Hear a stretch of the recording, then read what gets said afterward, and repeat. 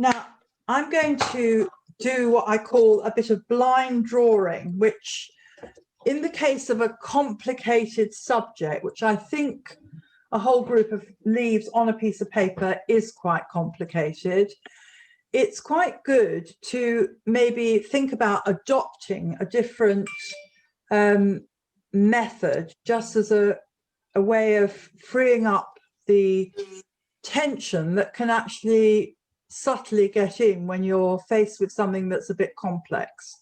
So what I'm going to do is I'm going to I'm going to let my eye and attention rest on the edge of this leaf here. Right, can you see where my pencil's tracing round that edge? And then it's going round this shape here. I'm drawing basically with, you know, round the shape.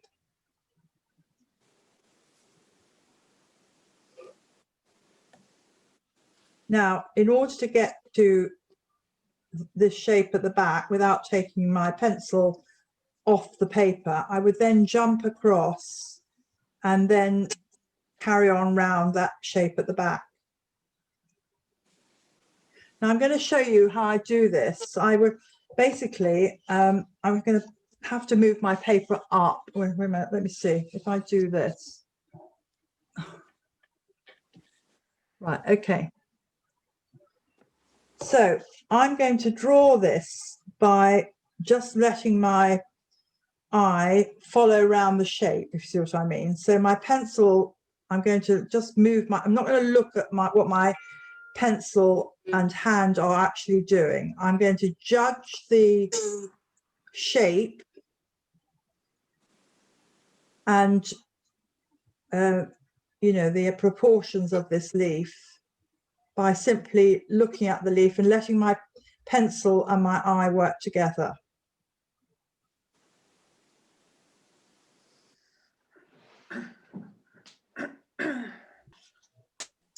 This requires quite a bit of discipline because you will feel very tempted to actually look at what your hand is doing, but you mustn't.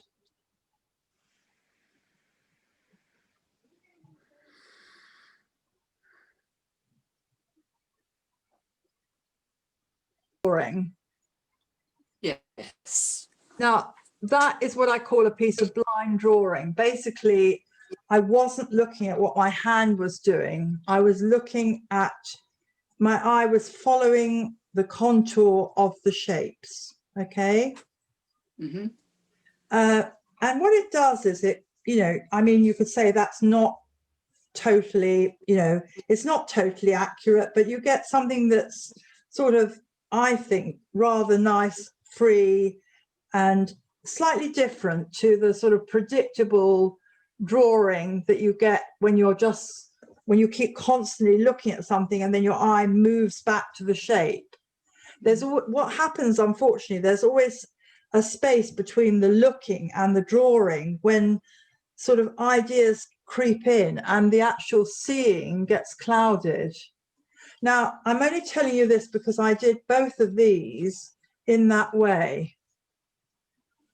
I did them as blind drawings. So I, you know, the whole of that was, you know, I suppose it's about an hour's worth. I did it as a blind drawing. Now what you have to do is obviously you have to have complete shape. So here we haven't got a complete shape. So I'd now have to finish this. Okay, so that leaf now is overlapping that one. Can you see that? Yes. Yeah. Now, I don't mind if you want to have a go at doing, you know, to sort of break away from your careful observational drawing style and try doing it in the way I've just suggested. You will end up with some slightly more abstract-y shapes. And in a way, that's not a bad thing, you know? So I'll leave it to you to decide. I mean, if you feel you've gone, you know, you've gone along in a certain way, you don't want to change what you've done and you're happy with what you've done, then that's absolutely fine. But I'm just saying it's a good way, a fresh way of drawing and can often lead to sort of a drawing is freer somehow. You know, it's not sort of tight and has a sense of freedom about it. I feel this has that quality. You know, it's not. I haven't painted it in. You know, it's very much a sort of silhouette. A lot of silhouettes of leaves. I painted in one or two, and I did a bit of the background. And I purposefully put these green leaves onto a red piece of paper simply because I wanted to have the colours. You know, they're complementary, aren't they? Red and green. And I just didn't want the, you know, lots of white paper all around my shapes. So that's why they're on red paper. This, oh, hold on, here, this little one here, because there were little areas where I didn't feel like I was very confident using my great big brush. So you can use your little brush. Be very careful about painting an outline and then filling in. It's far better to have a full brush load of paint and you know, to sort of put on a fair amount of paint in the space you're going to paint at, and then use your brush to make it go where you want it to go. So don't start doing outlines and then filling in, because you'll end up with lines. Sorry, I didn't quite understand that. Right, okay, I'm glad you said that, Yvonne. Let me just show you. Okay, so, well, right, okay, say I wanted to give this area up here a second coat of red, because it's not really dark enough, okay? Yeah, yes. I've got some colour already mixed here in my palette, which is alizarin crimson, vermilion, and a bit of blue, all mixed in together. Alizarin and vermilion. You can use cadmium, yes, you can, but basically you're aiming for a sort of winey coloured red. Yeah. So I put some blue in it to make it go more winey coloured. I'll show you what the colour looks like on my piece of paper. Right. That's the sort of colour. Can you see it? But that's what I want for my poinsettia leaves. Yeah.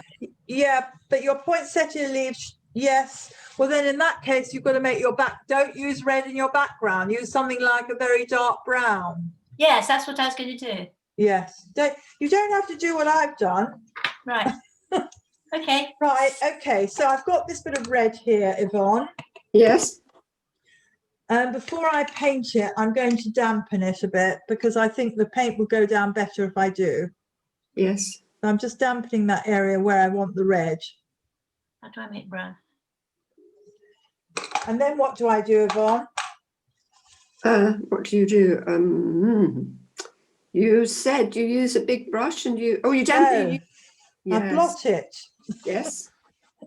I blot it because I don't want the colour flooding all over the place. Yes. So once I've blotted it, it's probably just damp rather than soaking wet. Okay. And then I can drop the colour in, and it's slightly, well, this is still a bit wet. It could have done with a bit more blotting, but it allows the paint to merge with what's underneath it more easily. Right. So you're doing the Okay. background. Yes, before that you painting the leaves there. Well, I have done, yes. Okay.